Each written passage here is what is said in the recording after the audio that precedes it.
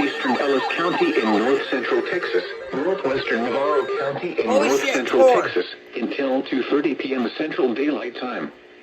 At 1:52 p.m. Central Daylight Time, a confirmed tornado... Oh my God, it's observed! ...or 10 miles west of Corsicana, moving northeast at 30 miles per hour. What? Hazard, damaging tornado. Source, emergency Oh my management confirmed God. tornado. Impact, flying debris will be dangerous to those caught without shelter. Mobile homes will What? be damaged or destroyed. Oh my... Damage What? to roofs, windows, and vehicles dude, will what? occur. Oh my Is God. likely. The tornado will be near.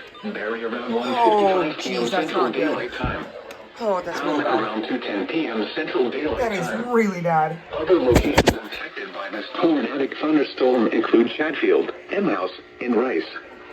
This includes Oh my God. Interstate 45 between mile markers 236 and 251. Motorists should not take shelter under highway overpasses. If you cannot safely drive away from the tornado, as a last resort, abandon your vehicle and lie down in a low-lying area and protect yourself from flying debris.